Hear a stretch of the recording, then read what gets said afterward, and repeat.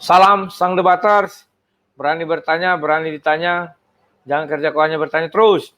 Ya, saya tampil agak pagi ya, ini jam 8. Tadi sebenarnya saya sudah recording juga ya, jam 7, cuman karena matahari terik kali jadi saya gini-gini, ya saya pikir kurang bagus dan suara juga kurang bagus ya. Semoga ini suaranya bagus ya. Saya rindu kepada kalian karena satu harian kemarin saya tidak tampil ya. Karena ada sedikit urusan duniawi di mana saya harus melawan oknum-oknum. Oknum dalam tanda petik ya, yang suka mempermainkan hukum. Ya, jadi saya ke Pulau Bengkalis, saya berangkat jam 4 subuh, pulang jam 10 malam, jadi capek sekali ya. Tapi ketika sampai di rumah saya buka laptop, wah ternyata sudah banyak ini tanggapan, termasuk Esra ya. Esra sudah 4 kali dia menanggapi video saya, sementara saya baru 1 kali. Sebenarnya saya nggak menanggapi biar cepat kami debat. Katanya kan setelah dia tanggapi baru debat. Saya nggak percaya itu. Kenapa dia akan menanggapi terus? Makanya inilah mungkinnya, biarlah dia bicara apa saja, tapi setelah ini saya nggak sambung lagi. Tetapi kali ini saya buat sebuah pukulan telak kepada dia. Ya, agar dia paham apa sih yang dia ucapkan. Sebenarnya kawan-kawan dia sudah tahu pada posisi mana Yudas itu patut dibela, ya kan? Cuman karena dia terikat doktrin, maka untuk menutup doktrin ini agar jangan runtuh, maka dia berbohong kepada publik, ya kan? Nah, kita lihat dulu apa isi video dia ya, biar kita bisa mempersingkat cerita kita ini ya, biar jangan bertele-tele sekali. Ini ya, oke. Kita lihat dulu apa kata beliau dalam videonya ini.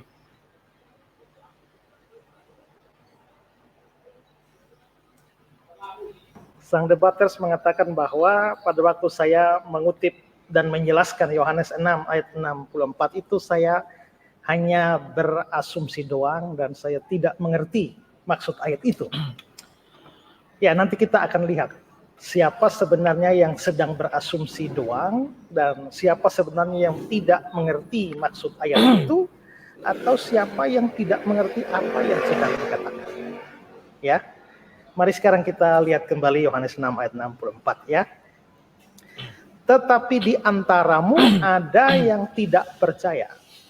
Sebab Yesus tahu dari semula siapa yang tidak percaya dan siapa yang akan menyerahkan dia.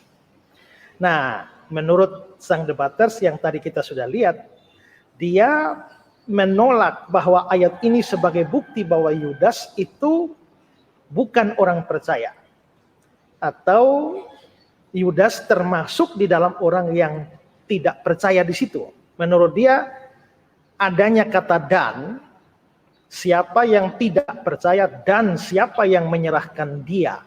Yang menyerahkan dia itu memang untuk Yudas, tapi Yudas tidak termasuk pada siapa yang tidak percaya.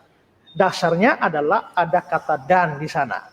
Siapa yang tidak percaya dan siapa yang menyerahkan dia. Jadi yang tidak percaya ini bukan Yudas. Yudas itu yang menyerahkan dia. Nah, saya akan jelaskan ayat ini ya.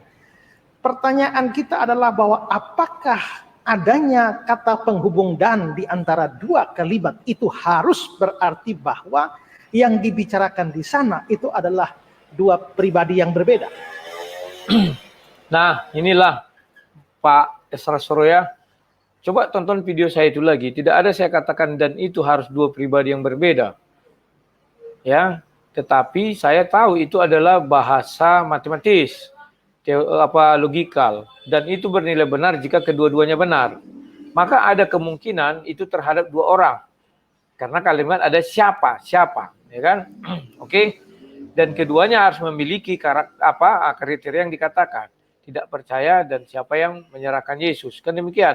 Nah, di kalimat atasnya, coba Bapak Esra Soro juga baca apa katanya. Siapa yang tidak percaya, kan itu pertama diucapkan kan, baru dibuatlah bahwa Yesus mengetahui. Kan di antara kamu ada yang tidak percaya.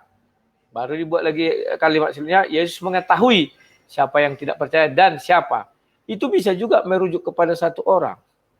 Kalau hanya menggunakan kalimat dan itu bisa merujuk kepada juga dua orang. Intinya terpenuhi kriteria yang disebutkan Pak Esra Soreang. Nah, tetapi udahlah, saya tidak membahas itu. Kalian tonton aja videonya. Di akhir cerita intinya dia mengatakan bahwa Yudas yang dimaksud tidak percaya dan menyerahkan Yesus. Oke, sekarang saya tidak banyak membahas ini ya. Tapi coba lihat apa yang diucapkan orang-orang di YouTube beliau itu ya. Kalau kalian bilang itu hater saya, ya bisa jadi. Tapi saya lebih kepada mereka ini adalah para pendukung Pak Esra Soro. Kan demikian. Ya tidak masalah sih.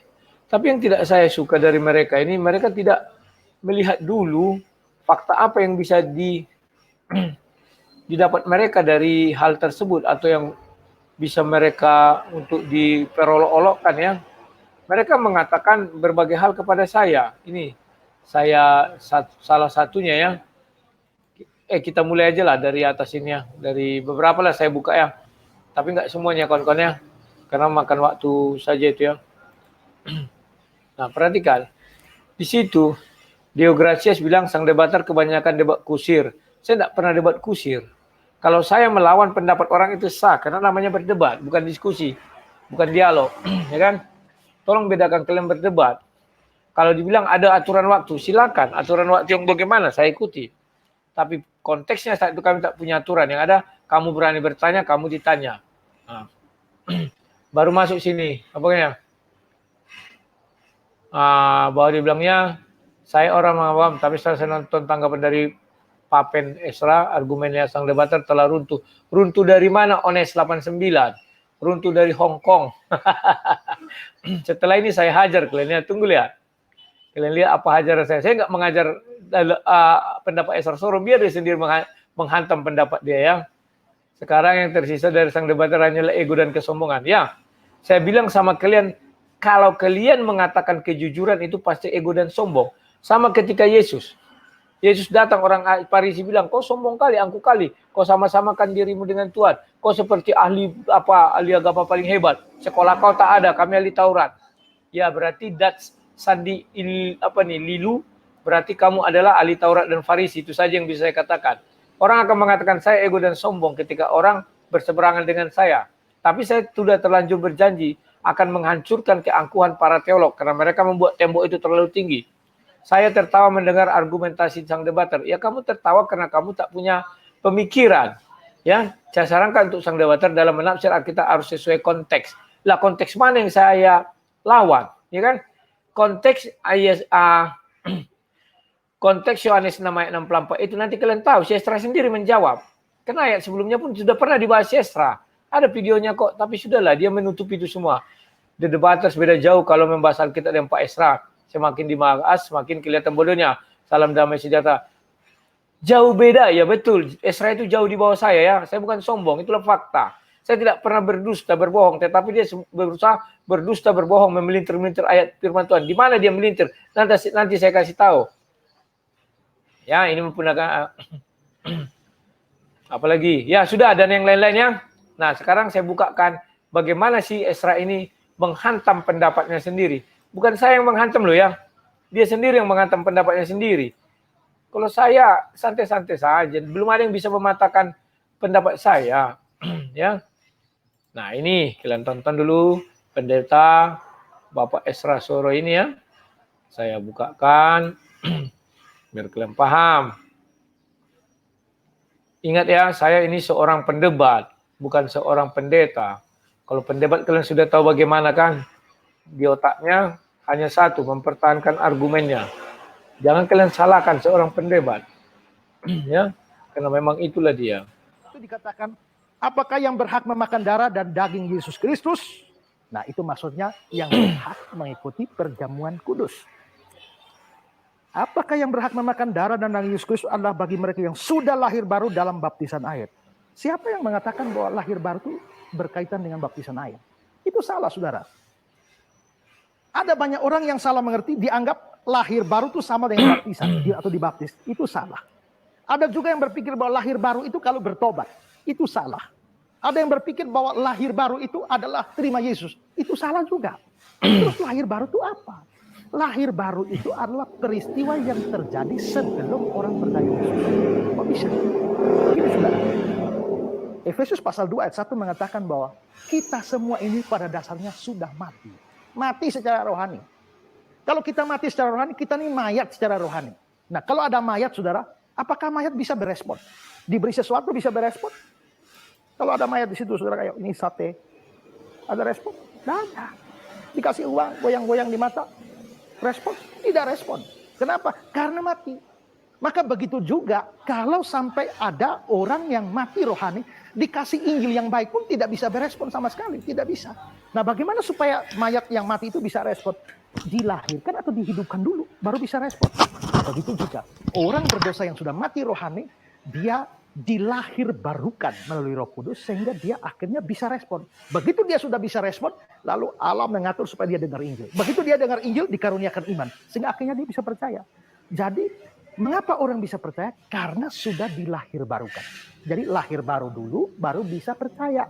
Setelah dia percaya, nanti dia bertobat dari dosa-dosanya, ya. Tapi setelah percaya dia dibaptis. Jadi lahir baru tidak sama dengan baptisan. Jadi saya lebih condong kalau saudara tanyakan, apakah yang berhak ikut perjamuan kudus adalah mereka yang sudah percaya atau yang belum percaya juga boleh.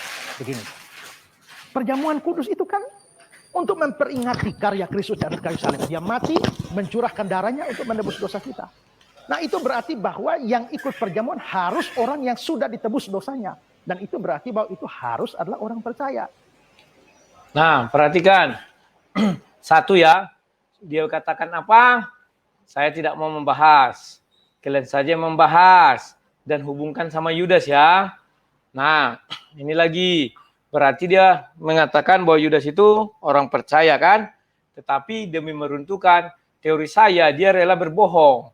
Dia bilang bahwa Yohanes 6 ayat 64 itu untuk Yudas. Orang tidak percaya katanya kan? Padahal dia bilang tadi apa? Orang percaya. Sekarang ini yang ke berikutnya ya. Nah ini. Biar kalian lihat. Makanya saya bilang kalau berdebat ini ya itulah bagian saya lah. Tapi kalau kalian bilang saya seorang pendeta, tidak clear ya. Saya bukan pendeta, saya pendebat. Pendebat ya harus mengalahkan lawan debatnya. Kalau kalian tidak mau dikalahkan ya jangan berdebat. Atau kalian menyerah, jangan kalian suruh saya menyerah.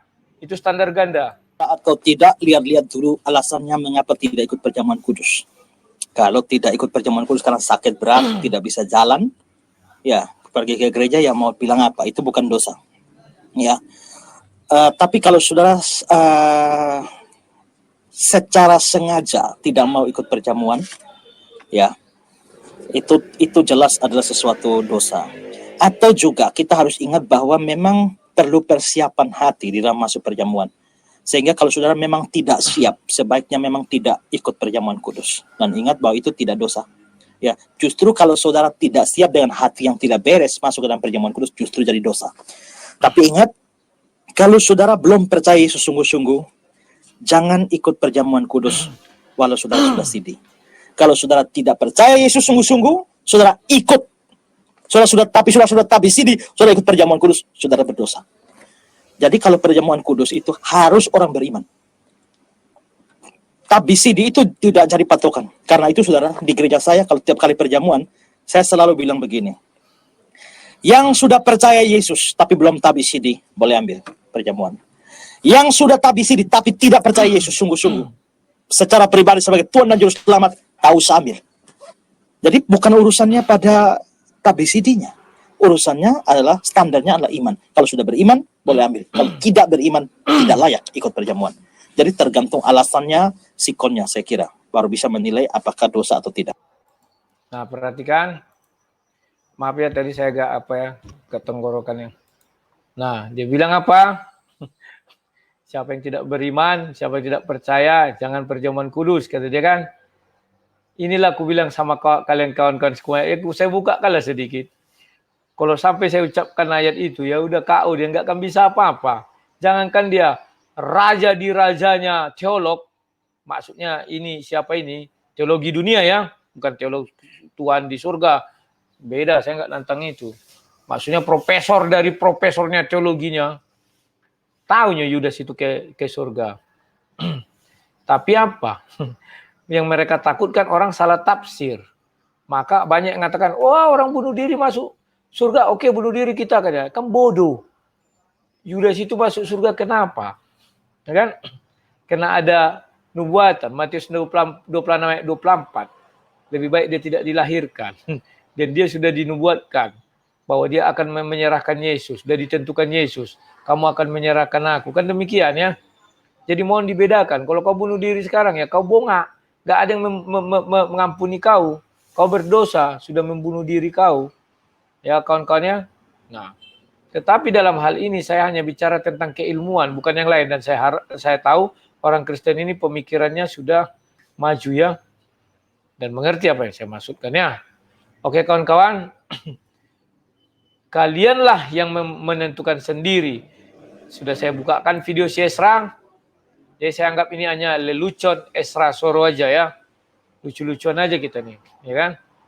Katanya, kata penggemarnya begini Bogono, begini. Sekarang kalian lihatlah video ini, tonton secara utuh. Biar paham kalian. Ya, saya sudah berjanji akan meruntuhkan tembok itu. Tembok yang tinggi kali yang dibawa para teolog. Ya, saya akan runtuhkan itu.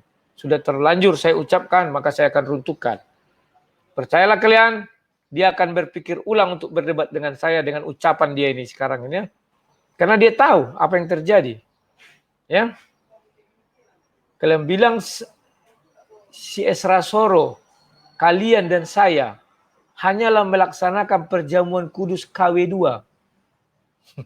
Lantas KW1 siapa yang melakukan?